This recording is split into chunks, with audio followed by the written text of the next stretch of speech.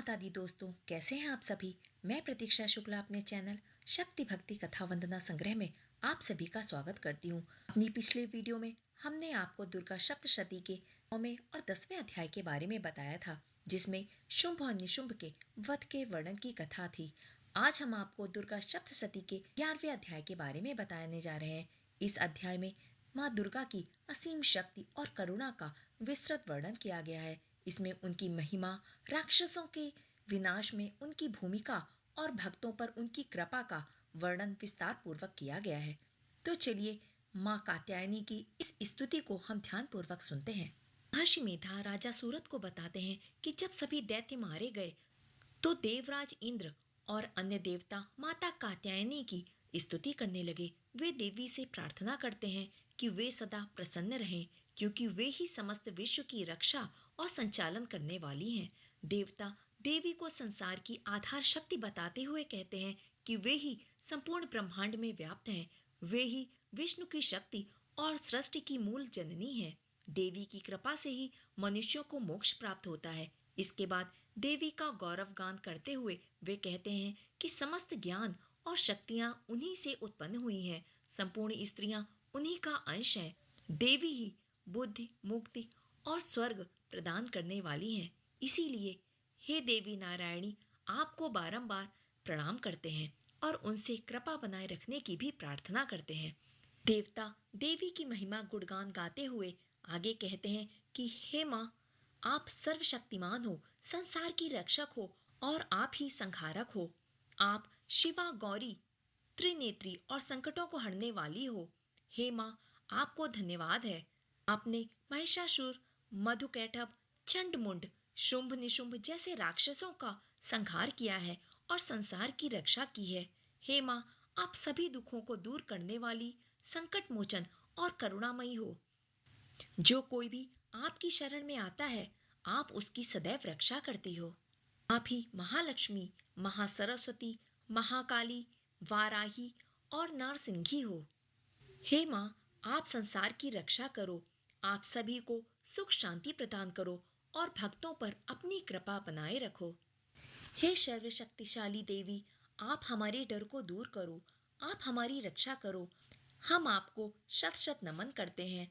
आपके तीनों नेत्रों की चमक से हमारा भय समाप्त हो जाए। हे भद्रकाली, आप ज्वालाओं के समान प्रचंड और शक्तिशाली हो। आपका त्रिशूल हमारे सभी डर को खत्म करे। हम आपको शत शत बार प्रणाम करते हैं। हे माता, आपका शक्तिशाली शब्द इस दुनिया की बुरी शक्तियों को नष्ट कर देता है। जिस तरह एक माँ अपने बच्चे की रक्षा करती है, वैसे ही आप हमारी रक्षा करें। हे माँ, आपकी छवि चमकती हुई और असुरों के रक्त से रंगी हुई है। यह आपकी महिमा का प्रतीक है। आप प्रसन्न होती हो तो सभी रोग समाप्त हो जाते हैं, लेकिन जब आप क्रोधित हो जाती हो तो इच्छाएं भी खत्म हो जाती हैं। जो व्यक्ति आपकी शरण में आता है, उसे कोई विपत्ति नहीं घेरती। जो व्यक्ति आपकी भक्ति करता है, वो औरों को भी सुरक्षा देने लायक बन जाता है। आपने असुरों का नाश किया, यह केवल आप ही कर सकती हैं। चारों वेदों और सभी शास्त्रों में आपकी महिमा का वर्णन किया गया है। आप समुद्र के बीच भी इस दुनिया की रक्षा करती हो। हे देवी, आप इस संसार की पालनहार हो।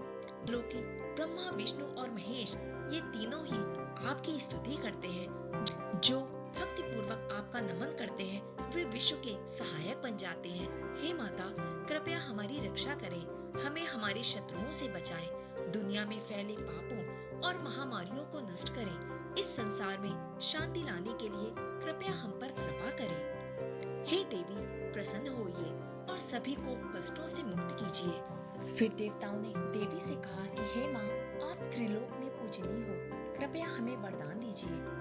तब माँ ने कहा कि हे देवताओं, मैं तुम्हें वरदान देने के लिए तैयार हूँ। तुम्हारी जो भी इच्छा हो वह वरदान मांग लो। देवताओं ने कहा, हे माँ, कृपया तीनों लोकों के निवासियों की सभी परेशानियों को दूर करते रहो और हमारे शत्रुओं का भी नाश करते रहो। तब माँ ने कहा कि जब जब असुरों का अत्याचार बढ़ेगा, तब तब मैं अलग अलग रूपों में जन्म लूंगी और उन्हें नष्ट करूंगी। प्रचित्ति नामक दानव का जब धरती पर अत्याचार बढ़ेगा और जब धरती पर संकट आएगा तब मैं भयानक रूप धारण करके उसे खत्म करूंगी। जब पृथ्वी पर अन्न और जल की कमी होगी तब मैं शाकंभरी देवी के रूप में आऊंगी और सबकी रक्षा करूंगी। जब दैत्य दुर्ग नामक असुर आतंक मचाएगा तब मैं दुर्गा रूप में आकर उसका वध करूंगी। जब ऋषि मुनियों पर संकट आएगा तब मैं हिमालय में प्रकट होकर भीमा देवी के रूप में उनकी रक्षा करूंगी। जब अरुण नामक असुर तीनों लोगों को परेशान करेगा तब मैं भ्रामरी रूप में उसका अंत करूंगी। जब जब दुष्ट शक्तियां बढ़ेंगी और धरती पर अत्याचार होगा तब मैं अलग अलग रूपों में अवतरित होकर दुष्टों का नाश करूंगी और भक्तों की रक्षा करूंगी। इस प्रकार का वरदान माँ दुर्गा ने सभी देवताओं को दिया। इसी के साथ 10वां अध्याय समाप्त होता है।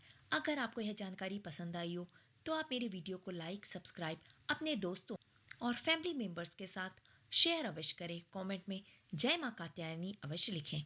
जय माता दी।